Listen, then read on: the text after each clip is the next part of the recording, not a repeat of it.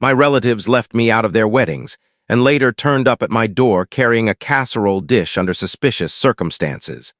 That visit eventually led to an investigation that put two of them behind bars. My name is Aaron. I'm 31. And if you told me 5 years ago that my wedding day would become the quietest yet most satisfying form of revenge I'd ever pull off, I wouldn't have believed you. I was never the type to stay angry for long. I was always the peacemaker, even when it hurt. But when your own family spends your whole life making you feel like the unwanted extra, something inside you eventually shifts. It doesn't happen like a sudden explosion. It's quieter, colder, like shutting a door and tossing away the key without even noticing. As a kid, I was the odd one out. Not a rebel, not a troublemaker, just different. My brother Timothy and sister Sophia loved sports, parties, and attention. I was the kid buried in books, asking questions about space and history at dinner. You'd think that would earn me a little teasing at most. But in my family, being different meant exclusion disguised as harmless jokes. It began subtly, birthday invites that never reached me, family trips where no one remembered to tell me. I tried not to take it personally. But then came the weddings. When Sophia got married, I was 22. A month before the ceremony, she sat me down, pasted on a sugary smile, and said, "Aaron, I just think it's better if you don't come. It's going to be very normal and not really your type of thing." I remember blinking, thinking surely I misheard. She hugged me as if she were doing me a kindness and promised to send pictures. I didn't fight, I didn't cry, though eating felt impossible for days. My parents excused it. "She's the bride, her choice," my dad muttered behind his newspaper. Mom added, "You'd have been miserable there anyway, you hate crowds." As if I wasn't family, too. 2 years later came Timothy's wedding. This time I wasn't told at all. I found out through Facebook. A blurry photo of my entire family in formal clothes around a banquet table, captioned with something smug like "family is everything." My stomach dropped. Not a call, not a text, just silence followed by a public reminder that I didn't count. You'd think I'd finally cut ties then. But hope is stubborn. I kept trying, holiday calls, birthday messages, visits. Sometimes they replied, usually distant, polite in that way that let you know they didn't care. Conversations about work delivered with thinly veiled condescension. Every time I saw them, I felt like an unwanted actor on a stage no one asked for. The last straw wasn't even dramatic. About a year before my wedding, I drove an hour to Timothy's housewarming party with a gift card in hand. He opened the door, surprised.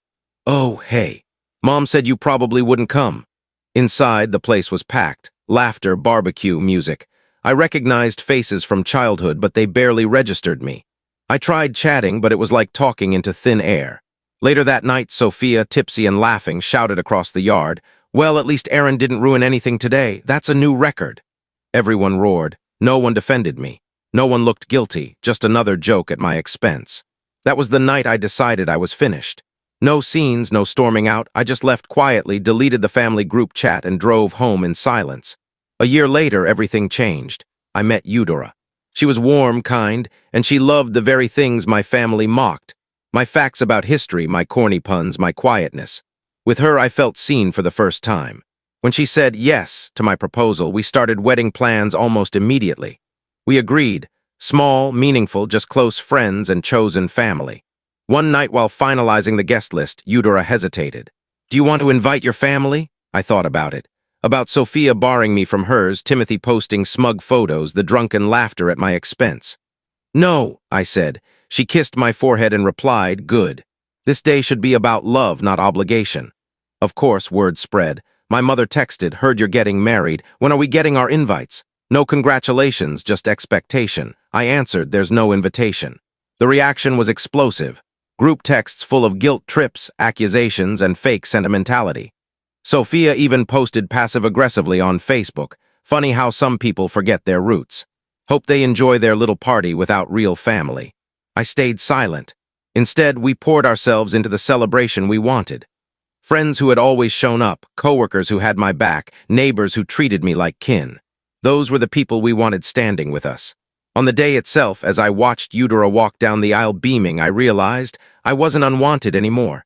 I was chosen, but the sweetest moment came after. My elderly neighbor, Mr. Whittaker, waved me over with a grin. "You'll want to see this," he said, showing me a phone screen. There it was, Facebook exploding with angry posts from my family. Sophia wrote, "Can't believe my brother would exclude us. Disgusting," someone commented. Didn't you leave him out of yours? No reply. Timothy wrote, guess Aaron forgot who raised him. A commenter replied, you didn't invite him to your wedding either. Looks like karma. Mom's post was the saddest, an old blurry family photo captioned, some people forget who loved them first. Loved, I almost laughed. My friends watched for my reaction, but I only smiled. Because I finally knew I didn't owe them anything. I had my own table now, my own family, and they weren't welcome. The reception was beautiful. A small vineyard, golden sunset, fairy lights strung across the trees. The cake leaned a little, someone spilled a drink, the playlist skipped, but it was perfect. Still, the drama didn't stop. The next morning, my phone buzzed nonstop, missed calls, voicemails, Mom's voice sharp and cold. You'll regret this, Aaron. No one will love you like we do. Sophia sneered, enjoy your sad little party, traitor. Timothy sighed into the phone, you'll crawl back one day. I listened, expressionless. Their threats and guilt trips sounded hollow now. I didn't respond. I blocked their numbers and deleted every message. Later, sitting with Eudora on the porch of our cabin, champagne in hand, she asked, any regrets? I squeezed her hand. None, because they were right about one thing, family is everything. But sometimes you choose the family that matters, and I had. For a while their noise continued, angry posts, midnight texts, desperate guilt trips. I ignored them. We basked in newlywed life, late mornings, silly road trips, laughing over lost hotel keys and cold coffee. But my family hated silence. A week later, Mom's messages shifted. Family should stick together. We're your parents. Don't abandon us. No apology, no accountability, just rewriting reality so I was the villain. When that failed, Dad emailed. Short, cold, we're still your legal family. Don't think you can erase that. No love, just ownership. Eudora and I laughed about it at first, made bingo cards of their manipulation. We're your real family. You'll regret this. You're selfish, predictable, until the day they showed up. It was a Wednesday morning. I was working in the living room, Eudora humming in the kitchen, when a heavy knock rattled the door. Loud, impatient, she froze. Expecting anyone? She asked. I shook my head, dread rising. I peered through the peephole. And there they were, Mom, Dad, Sophia, and Timothy, crowded together on the porch like a grim portrait I never wanted hanging in my life. Mom stood there with a casserole dish in her hands, holding it like some absurd stage prop, wearing that tight, artificial smile that never touched her eyes. Dad loomed stiffly beside her, his expression carved in stone. Sophia hid behind oversized sunglasses as if shielding herself from my existence. Timothy barely looked up, thumbs moving across his phone screen, clearly uninterested. I didn't open the door. Instead, I slid the window open just a fraction, enough to hear them. Hello, sweetheart, Mom called in a falsely cheerful tone. We thought we'd stop by and have a little chat, as a family. Her voice dripped with sugar, the kind she used only when she was trying to cover up her fury. No, thanks, I replied evenly. We're busy. The silence that followed was heavy. Dad stepped closer, voice booming. Aaron, enough with this nonsense. We're not leaving until you come out here and face your family. Eudora appeared behind me, slipping her hand into mine, her face pale. They're not going to just walk away, are they? She whispered. No, I murmured. They're not. Mom's smile wavered then. She set the casserole down hard on the porch railing and folded her arms. This isn't you, Aaron. You're not cold like this, not cruel. Her voice trembled just enough to make herself sound like the wounded party, as if decades of exclusion and ridicule were somehow my fault. You're letting her turn you against us, Sophia snapped, lowering her sunglasses just enough to glare at Eudora. That was the final straw. I opened the window wider, met her stare, and said flatly, nobody turned me against you. You managed that all on your own. Her smugness vanished instantly. Timothy finally looked up, scowling. Seriously, Aaron, he scoffed. Grow up. You're throwing away your real family over some hurt feelings. Cry me a river. Eudora's grip on my hand tightened, her fingers trembling, not from fear, but from fury. I drew a steady breath. You didn't want me at your weddings. You didn't want me at holidays. You didn't want me around when it counted. So now you don't get to barge into my life when it suits you. You made your choice a long time ago. Now I've made mine. Mom's mask dropped completely, her voice sharp with venom. You'll regret this. You'll regret shutting us out when you have nobody left. I gave her a genuine smile. I already have everything I need. Then I closed the window, not with a slam, not with anger, just firm, final, for a moment silence. Then came the pounding, fists hammering on the door, shouts echoing through the walls. Eudora tugged me toward the kitchen. Should we call the police? I opened my mouth to answer when a crack rang out, wood splitting, another blow following. They weren't only shouting anymore. They were trying to break in. My pulse thundered, but I didn't panic, not this time. That part of me, the part that used to beg and hope they'd change, was gone, burned out. I looked at Eudora, her hands clinging to mine so hard her knuckles turned white. This wasn't about fear anymore. It was about making sure they could never harm us again. "Call the police," I told her, calm and steady. She didn't hesitate, ducking behind the counter with her phone. I stayed in place between her and the door as the pounding grew more violent. "We're not leaving without you, Aaron," Dad roared, his voice thick with rage. "You're going to talk to us?" The door shuddered under another impact. Mom screeched about me being ungrateful, Sophia cursed, and Timothy shouted threats, mocking me about how Eudora would eventually leave once she realized what a failure I was. I didn't respond. I simply stood there, breathing slow until I heard it, the piercing wail of sirens. The pounding stopped instantly. I moved to the window and saw Mom hastily snatch up the casserole dish, as if hiding it could erase what had just happened. Dad barked orders for them to look casual, and they scattered across the porch like guilty children. A cruiser rolled up, gravel crunching under its tires. Two officers stepped out, one man and one woman, both wearing the weary expressions of people who'd seen too many family meltdowns. I opened the door carefully, hands visible. "Morning, officers, thanks for coming." The female officer gave a curt nod. "We got a call about a disturbance. Can you explain?" Before I could, Mom lunged forward, clutching the dish like a shield. "This is our son," she gushed, voice trembling with fake tears. "We're just trying to talk to him. He's been brainwashed by her." She jabbed a finger at the window where Eudora peeked out. "Now he thinks he can cut us out of his life." The officer's brow arched. "So you tried to force entry into his home?" "No," Mom gasped. He wouldn't answer and we needed to talk." Dad stepped up, looming. "We have a right to see him. He's our son." The male officer sighed, flipping open his notepad.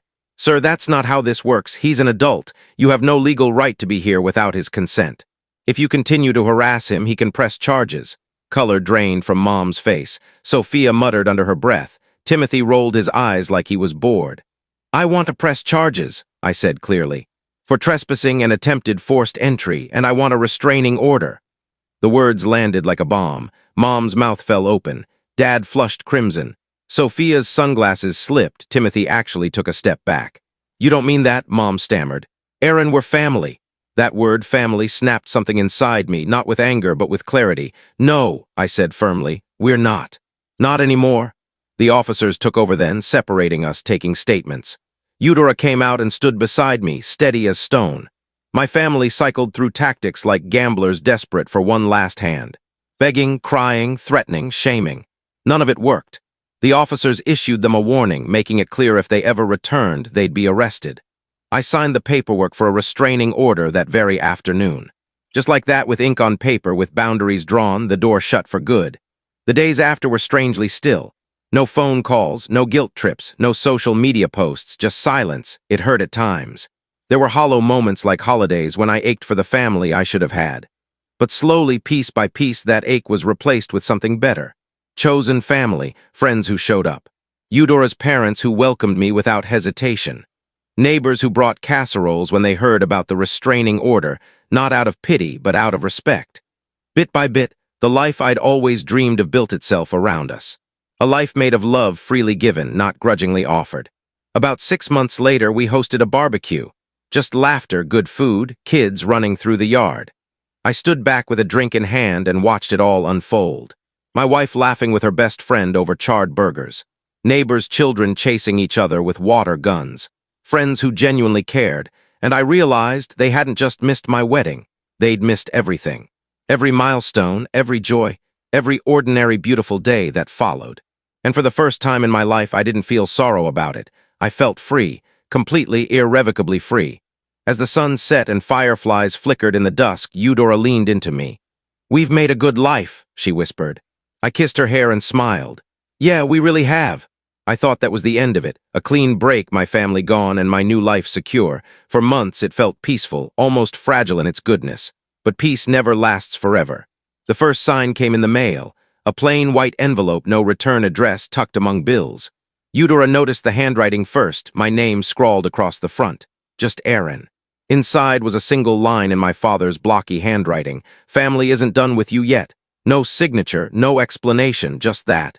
Eudora's face hardened. She fed the letter into the shredder without hesitation. "They're bluffing." Testing boundaries, ignore it. I tried, God, I tried, but those words sat in my chest like a splinter. Weeks passed, too much silence. Then came the lawyer's call. My parents were petitioning to overturn the restraining order, claiming I was unstable, manipulated by my wife. We went to court. They sat across the aisle, Mom with her tissues, Dad glaring, Sophia whispering, Timothy glued to his phone. Their lawyer painted me as fragile, weak under Eudora's spell. Our lawyer shredded the claims with evidence, police reports, voicemails, threats. The judge upheld the restraining order, even extended it to cover Eudora. My family stormed out, muttering, furious. I thought it was finally over, but the real blow was still coming. It began with Eudora's health, headaches, fatigue, mysterious bruises.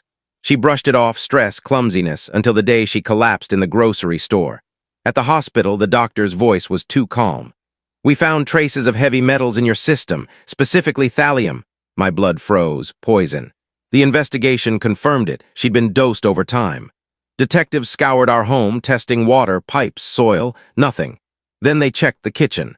That's when they found it, traces of thallium in the ceramic glaze of a casserole dish. The same dish my mother had carried to my porch, smiling her stiff, terrifying smile.